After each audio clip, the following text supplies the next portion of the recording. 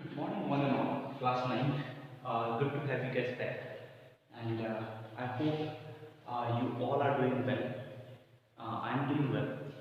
Today we are going to start a new chapter, and the name of the chapter is Trigonometrical Ratios.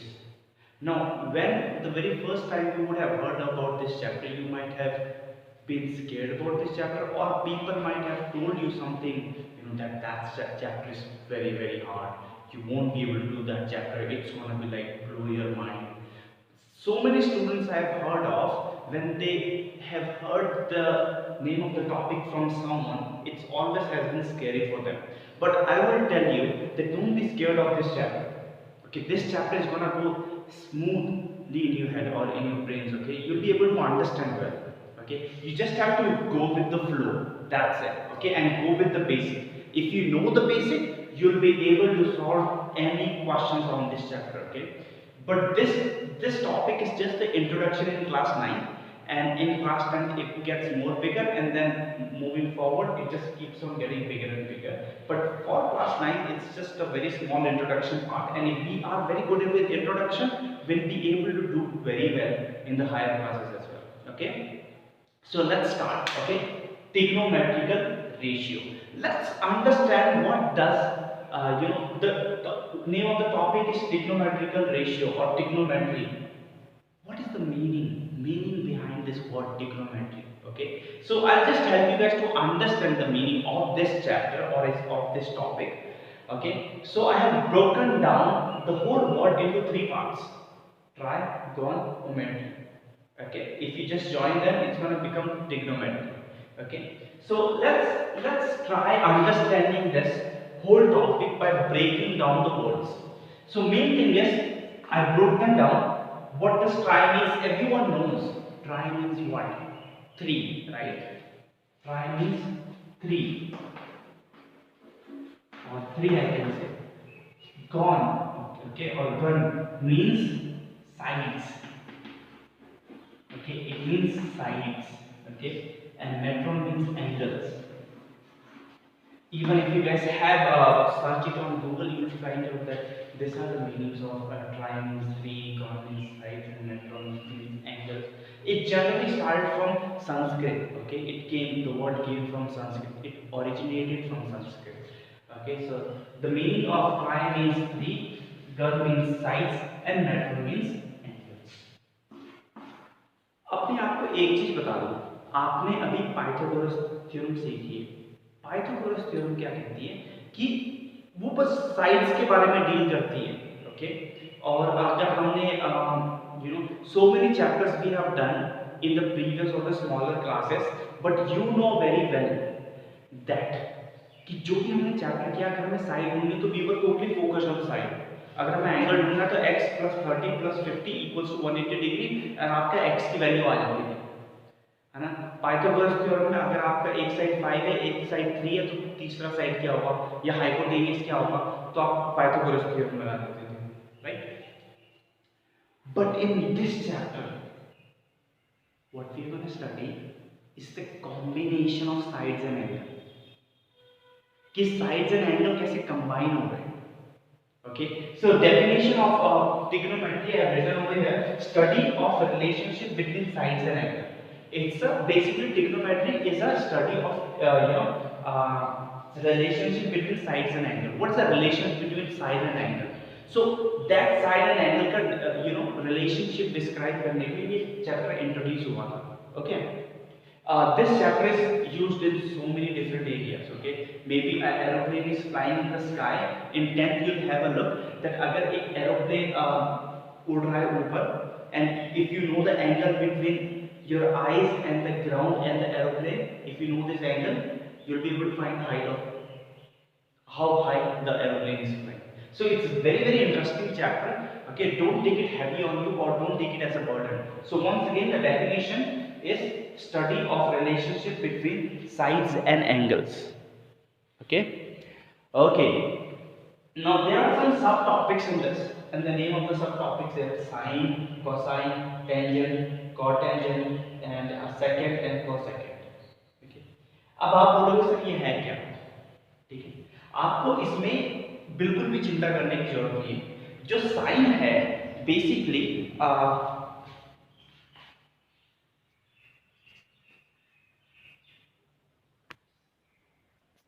Okay जो ये sine cosine tangent cotangent secant cosecant है, ये basically है किसके लिए? ये आपको रिलेशनशिप बताने के लिए है, किसके बीच में? साइड्स और एंगल के बीच में, ठीक है।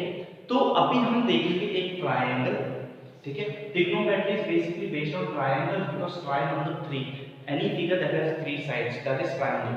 And basic thing that we are going to start with the right angular triangle for in this class all throughout this we are going to work on only right angle triangle, nothing else.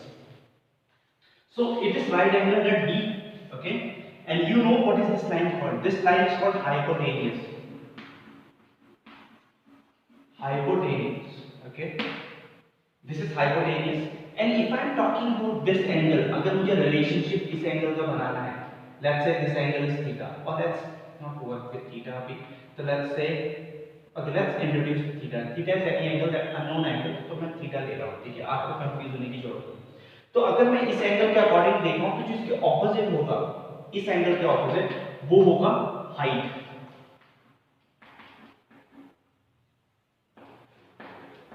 Okay, और जो इस angle से जुड़ा हुआ होगा उसे बोलेंगे base, ठीक है। उसी वक्त अगर मैं ये एंगल ना लूं, let's say I am not taking this angle, I am taking this angle,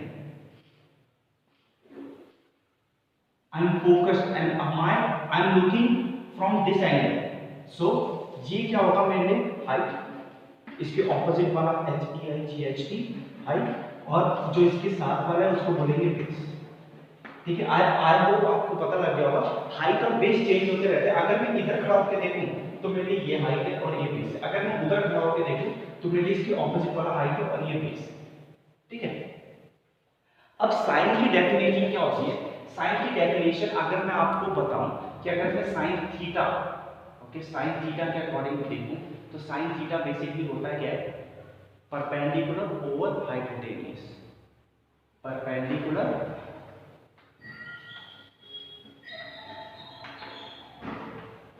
upon hypotenuse, okay. अगर आप इसको गूगल में भी सर्च करते हो, इसकी डेफिनेशन यही है, ratio between perpendicular and hypotenuse. So what is perpendicular? Tell me what is perpendicular?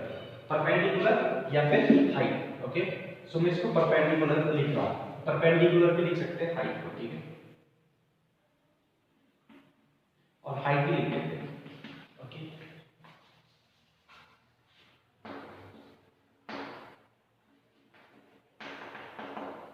Okay, perpendicular, और इसको या P भी लिख सकते हैं, परपेंडिकुलर या एल्टीट्यूड, कुछ भी लिख सकते हैं, आपको पता है ये हाइट एल्टीट्यूड सब कुछ सेम होता है, परपेंडिकुलर, ओके। सो परपेंडिकुलर और hypo upon hypo is the definition of sine theta, ठीक है।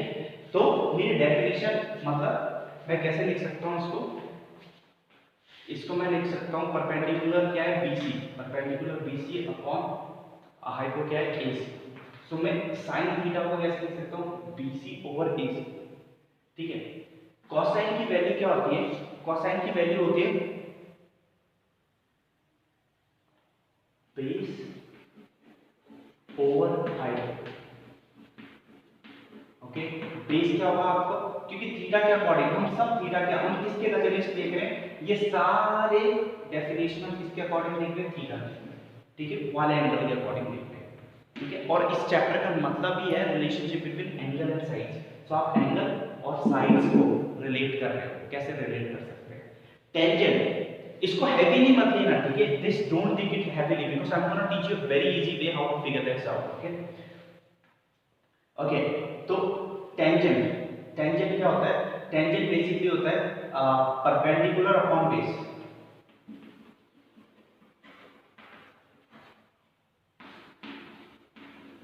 ओके। सो अगर हम बेस अपॉन हाइट को देखें तो कोसाइन क्या है? Cosine theta base upon hypotenuse, इसकी डेफिनेशन होती है ratio between base and hypotenuse. So base क्या है, आप बता दो बेस क्या है? AB, और हाइपोटेन्यूज क्या है? AC, ठीक है। अच्छा, मेरा परपेंडिकुलर क्या है? BC ओवर AB, है कि नहीं? अच्छा, कॉट टेंजेंट का डेफिनेशन, कॉट टेंजेंट थीटा कितना होता है, हम इसको लिख सकते हैं बेस ओवर परपेंडिकुलर।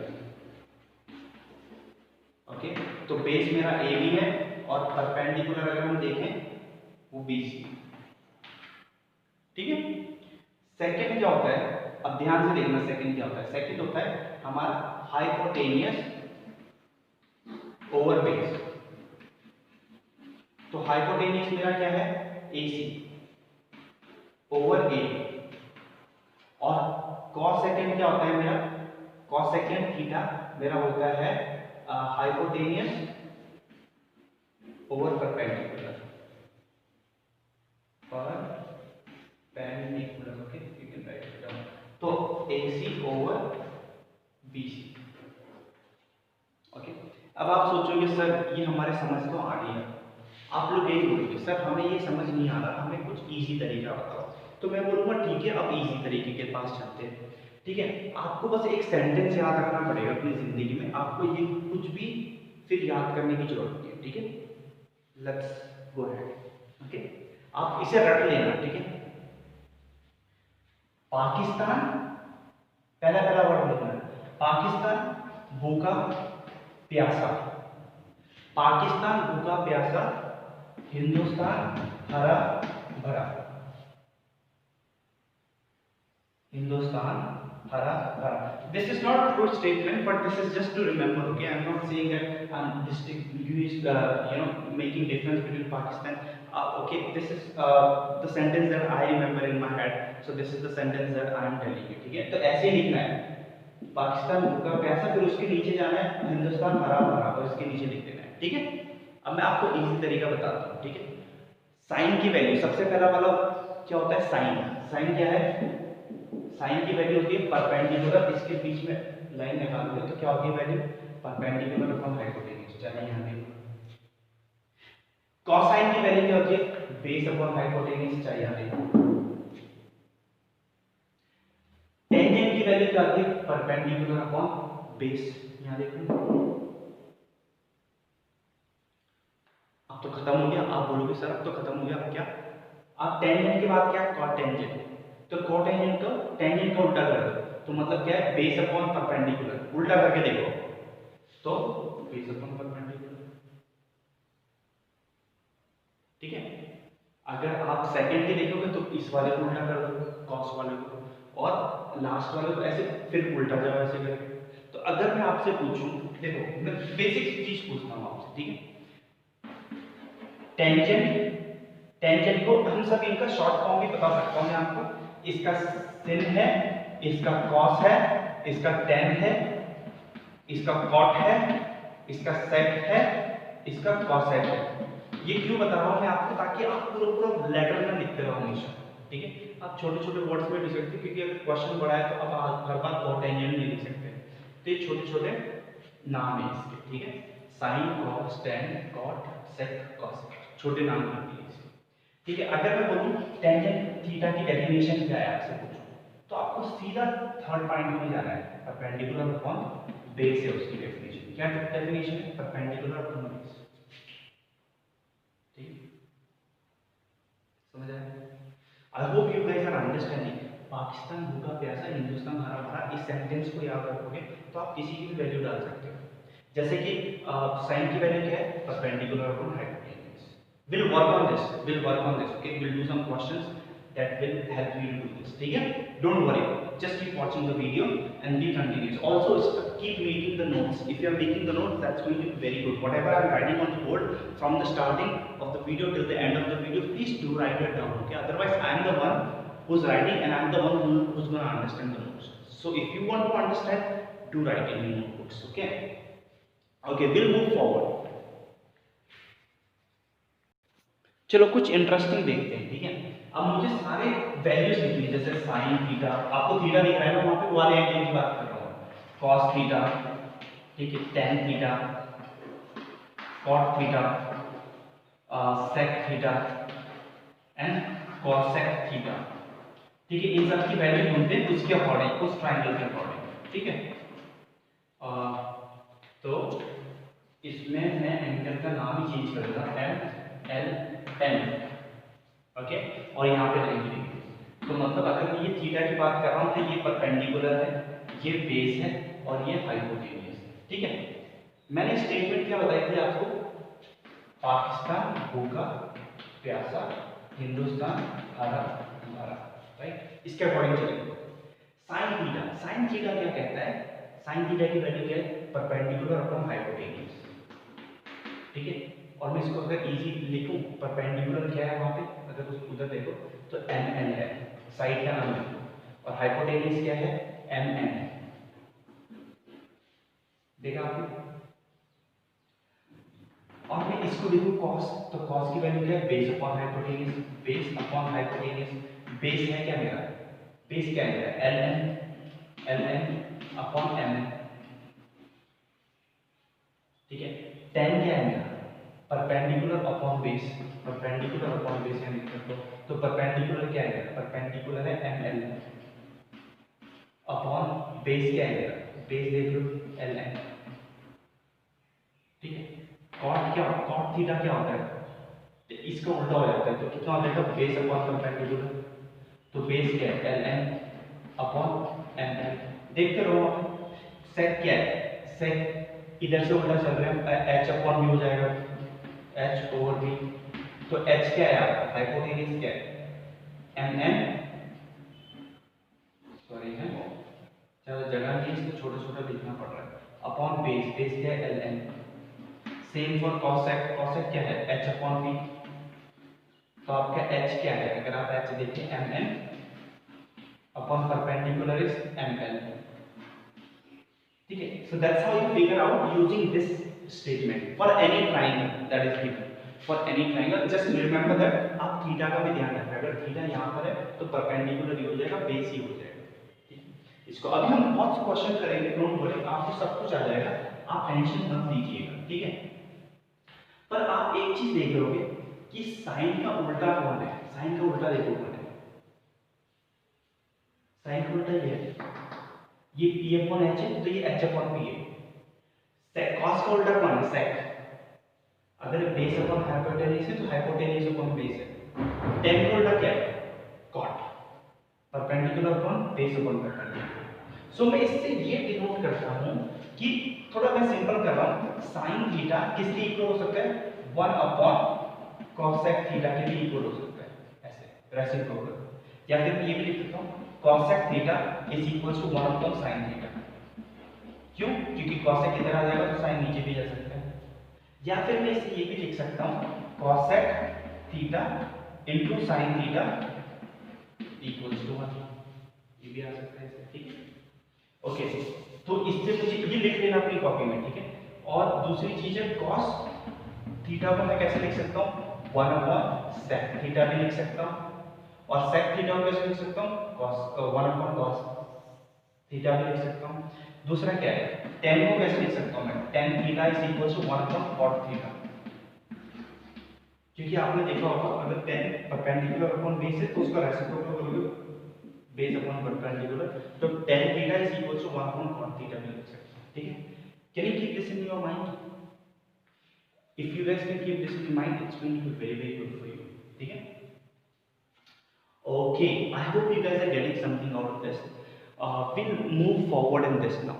ठीक है, आप लोग अभी अभी एक चैप्टर करके आए जिसका नाम था पाइथागोरस थ्योरम।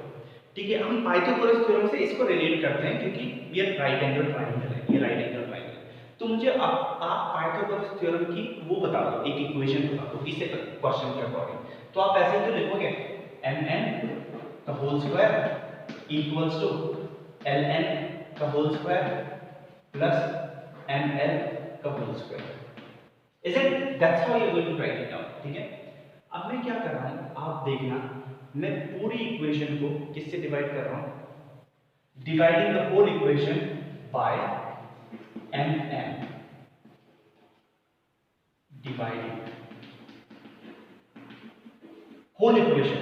तो जब मैं होल इक्वेशन कर रहा हूं तो इधर भी डिवाइड कर दूं, तो mn divided by mn square तो बाहर आ जाएगा equals to ln divided by mn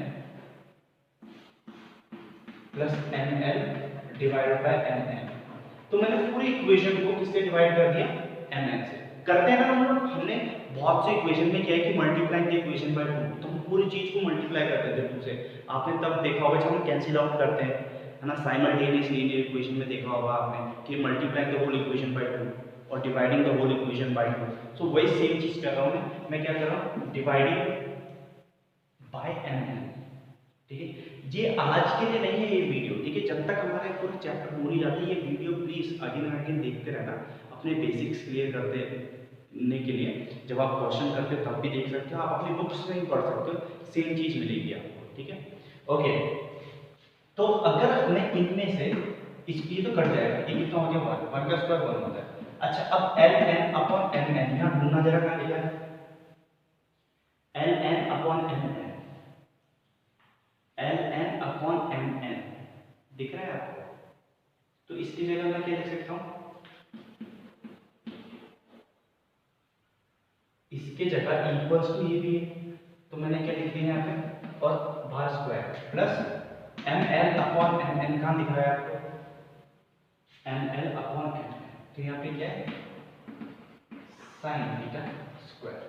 तो मैं इससे क्या, मुझे फॉर्मूला मिल गया कि जब भी cos theta square plus sin theta square होगा तो मेरा वैल्यू क्या आएगी 1। कितनी वैल्यू आएगी 1। सो आपको ये बस फॉर्मूला याद रखना है, आपको ये ही याद रखना है कहां से आया, बस आप ये रखो कि sin square theta plus cos square theta जहां भी आएगा उसकी वैल्यू 1 आएगी, चाहे थीटा की जगह 30 डिग्री भी लगा दो क्योंकि एंगल है, 30 डिग्री भी लगा दो। सो sin square 30 plus cos square 30 तब भी 1 है। sin square 185 into cos square 185 तब भी 1 है। कुछ भी एंगल डाल दो यहाँ पे, जैसे sin square 19 and cos square 19 तब भी आपकी 1 आएगी, पर दोनों एंगल सेम होने चाहिए, ठीक है। देन ओनली मेरी वैल्यू क्या, मैं डायरेक्टली क्या लिख सकता हूँ 1, ठीक है, मुझे कुछ देखने की जरूरत नहीं है। तो अगर कोई पूछेगा इसकी वैल्यू ढूंढो, फॉर एग्जांपल कोई बोलेगा कि इसकी वैल्यू ढूंढो sin स्क्वायर x और cos स्क्वायर x, तो आप क्या लिखोगे, इसकी वैल्यू क्या है 1 बिना देखे, ठीक है। तो that's how this formula is generated by using Pythagoras theorem. Okay, बाकी ये फॉर्मूला तो मैंने आपको बताया कैसे आया, इक्वल्स टू 1, ये भी एक फॉर्मूला है, ये भी एक फॉर्मूला है, ये तीनों फॉर्मूले आपको बस याद करने हैं, ठीक है, कि इसकी वैल्यू क्या होगी। तो मैं इसके साथ खेल भी सकता हूं, जैसे कि इस फॉर्मूले को मैं ऐसे भी लिख सकता हूं, देखो यहां लिखा है, ठीक है।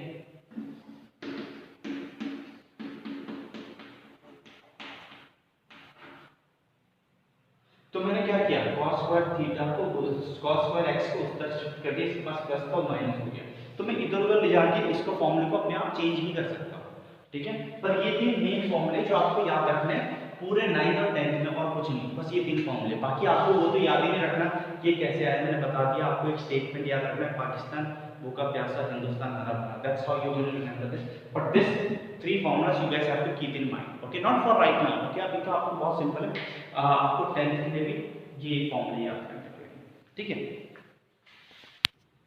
ओके, क्वेश्चन नंबर 1 आपकी एक्सरसाइज में जो है मेरे वेरी फर्स्ट पार्ट देखते हैं कैसे करते हैं, ठीक है। जो मैंने बताया आपको कुछ याद करने की जरूरत नहीं, कुछ याद रखने की जरूरत है ही नहीं अभी, ठीक है। बस वो आपको फॉर्मूला याद करना है, वो भी अभी के लिए नहीं, क्लास 10th के लिए, वो भी हो जाएगा धीरे धीरे करके, आपको पूरा प्रेशर नहीं खुद करना अपने ऊपर। तो मैंने आधे क्वेश्चंस लिखे, पूरे आप खुद कर लोगे, एक बार मैंने आपको समझाया। From the figure find sin theta, cos theta, tan theta, cosec theta, sec theta and cot theta, पूरा ढूंढना है आपको, ठीक है। पर मैं 3 करके बताऊंगा, बाकी आप खुद भी कर लोगे, देख लेना, ठीक है। और I'll do 2 questions, एक is this one and one जो मैंने हम लोग के लिए दूंगा उनमें से आखिरी का 1-2 क्वेश्चंस, ठीक है। So have a look, this is right angle triangle, हम बेसिक से जाएंगे अभी, ठीक है। This is the right angle triangle, the hypotenuse is 15, this is 12, how to find this. Now there would have something that would have come in your mind, है ना, that how to find this using a Pythagoras theorem. Let's say कि 15 का square equals to 12 का square plus ये pm का square, prime minister का square, okay। So 15 into 15 that is 225 equals to 12 into 12 144 plus pm square, right? And then 2 to 5 minus 144 equals to pm square, right? When you subtract this 2 to 5 from 144, what do you get? You get 1 over here, and then you carry 1, and then 12, 8, 81. So आपके पास 81 आया equals to P M square. तो जब square उधर ले जाओगे तो आपके पास 9 आ जाएगा। 81 किसका होता है? 9 9 से 81, तो P M is equals to 9, so this is 9। ठीक है, आपका आ गया। अब आप साइन थीटा ढूंढ रहे हैं, आपको sine theta, cos theta, tan theta की डेफिनेशन बता रखी है। अगर नहीं बता रखी है और अगर आपको याद नहीं है तो आप एक काम करो, पाकिस्तान भूखा प्यासा, हिंदुस्तान हरा भरा। तो साइन थीटा कितना होगा? Perpendicular upon hypotenuse. इतना तो पता है आपको। परपेंडिकुलर क्या है? आप इस थीटा के अकॉर्डिंग देखो तो परपेंडिकुलर ये है, तो 9 over base, sorry hypotenuse, hypotenuse कितना 15, पर ये कैंसिल आउट हो सकता है। तो आप क्या करोगे? 3 3 जा 3 5 है, तो आपका आंसर क्या है? 3/5 या 3/5। दूसरा देखते हैं cos थीटा। cos थीटा की वैल्यू क्या है? Base upon hypotenuse. बेस क्या है आपका? 12, हाइपोटेन्यूज कितना है? 15, 3 4 जा और 5 जा, तो आपका आंसर कितना है? 4/5। देख रहे हैं आप? ठीक है, तभी इस चैप्टर का नाम है रेशियोज, ट्रिग्नोमेट्रिक रेशियो, क्योंकि मेरा आंसर रेशियो फ्रैक्शन में आता है। ठीक है, that's how you will be doing this all the questions. Okay, चलो अब हम करते हैं फिफ्थ क्वेश्चन, क्योंकि आपकी भी हेल्प हो जाएगी, क्योंकि मैंने होमवर्क में भी दे रखा है और आप ये समझ भी जाओगे कैसे करते हैं क्वेश्चंस। ठीक है, इन अ राइट एंगल ट्रायंगल, मैंने पूरा पूरा क्वेश्चन नहीं लिखा, मैंने बीच बीच में कहीं छोड़ दिया। In a right angle triangle, angle A से angle A is acute angle. ठीक है, मैं राइट एंगल ट्रायंगल बना देता हूं। मैंने ये एंगल ए है, क्योंकि एक्यूट एंगल बोला है तो मैं इसको ले रहा हूं एंगल ए। ठीक है, ये बी है, ये सी है। ठीक है, अब मुझे वैल्यू देगी किसकी दी है? tan a 5/12, जो मुझे दिया है मैं उसी को यूज करूंगा। ठीक है, अगर आपको कोई टैलेंट दिया है आपको उसको यूज करो, फिर आप बहुत सारी चीजें कर सकते हैं। अगर आपको कुछ टैलेंट है, ओके, अगर आपके पास सिंगिंग का टैलेंट है, आप सिंगिंग से आप बहुत जन की मदद कर सकते हो। You can worship God by singing, है ना? So just I am saying whatever you have, use it. ठीक है, so whatever I have I am going to use it. Solution, so tan a equals to 5/12। मैं वापिस आ जाऊंगा, पाकिस्तान भूखा प्यासा, हिंदुस्तान हरा भरा। मैं देखूंगा tan की वैल्यू क्या है। ये तो साइन का होता है, ये cos का, ये tan का। तो tan की वैल्यू क्या है? Perpendicular over base. तो मतलब परपेंडिकुलर कितना है? 5, बेस कितना है? 12। चाहते हैं वहां पे अगर ये एंगल को हमें देखना है, क्योंकि उन्होंने बोला tan a देख रहे, तो मतलब इस पर्सपेक्टिव से, इस एंगल से देख रहे हैं, तो मतलब परपेंडिकुलर क्या होगा? ये तो हाइपोटेन्यूज है, ये परपेंडिकुलर होगा और ये बेस होगा। तो परपेंडिकुलर मुझे दिख रहा है 5 है, ये कितना है? 5। मुझे बेस दे दिया कितना है? 12। ये मुझे कैसे पता लगा? मैंने जो मुझे दिया था वो दिखाना है। फिर मैंने tan की डेफिनेशन देखी। tan की डेफिनेशन होती है परपेंडिकुलर अपॉन बेस। कहीं कहीं जगह इंटरनेट में परपेंडिकुलर नहीं दिया जाता, वहाँ हाइट दिया जाता है, तो हाइट यूज कर सकते हैं, परपेंडिकुलर पे कुछ भी यूज कर सकते हैं। ठीक है, परपेंडिकुलर अपॉन बेस। तो मुझे पता लग गया 5 परपेंडिकुलर 12 बेस है। मुझे एक नहीं पता है, क्या नहीं पता मुझे? ये तो सबसे पहले मैं क्या करूँगा? ये ढूंढूंगा। तो कैसे ढूंढते हैं? AC का स्क्वायर इज इक्वल टू 12 का स्क्वायर प्लस 5 का ये स्क्वायर। आप लिखोगे यूजिंग पाइथागोरस थ्योरम। तो जब आप पाइथागोरस थ्योरम इस्तेमाल करोगे तो 144 प्लस 25 आपके पास आ जाएगा 169। तो AC का स्क्वायर और आपके पास AC कितना आ जाएगा? 13 आएगा। AC 13 मतलब ये 13 है। अब आपको क्या बोला? कॉस ढूंढना है। सिंपल है, सिंपल है। कॉस की डेफिनेशन क्या होती है? ये साइन की होती है, कॉस की होती है। Base upon hypotenuse. बेस कितना है देख लो, इस एंगल के अकॉर्डिंग देखें, क्योंकि हमने cos a लिखा है, तो इस एंगल के अकॉर्डिंग। तो बेस कितना है? 12 अपॉन हाइपोटेन्यूज कितना है? 13। इसको कैंसिल भी नहीं कर सकते, तो मेरा आंसर कितना है? 12/13। ठीक है, क्या देख लेते हैं? cosec, इसमें वैल्यू पुट करके हम माइनस कर देंगे। तो cosec की वैल्यू क्या है? cosec साइन का उल्टा होता है। तो हाइपोटेनियस कॉसेक क्या है, cosec A minus cot A, मैं लिख रहा हूँ। तो कॉसेक कितना होता है, हाइपोटेनियस अपॉन परपेंडिकुलर, माइनस आप क्या करोगे कॉट, कॉट कितना होता है टेन का उल्टा, बेस अपॉन परपेंडिकुलर। तो अगर आप देखो हाइपोटेनियस अपॉन परपेंडिकुलर, हाइपो कितना है 13 और परपेंडिकुलर कितना है 5, माइनस बेस कितना है, बेस है आपका 12 और 5, ठीक है। जब आप सब्ट्रैक्ट करोगे तो आपके पास कितनी वैल्यू रहेगी 1.5, 13 माइनस 12 1 और नीचे 5 एलसीएम का वैल्यू, तो आपकी वैल्यू कितनी आ गई 1.5। Okay, that's how you do this type of questions. Okay, I hope you guys are getting this, and even if I did something wrong, that's not a problem, but I hope you guys got the idea कि होता क्या है trigonometrical ratio. Okay, thanks for watching this. I hope you guys enjoyed. Also, if you guys didn't enjoy it, maybe you guys got something out of this. Okay, so good job. Enjoy your day.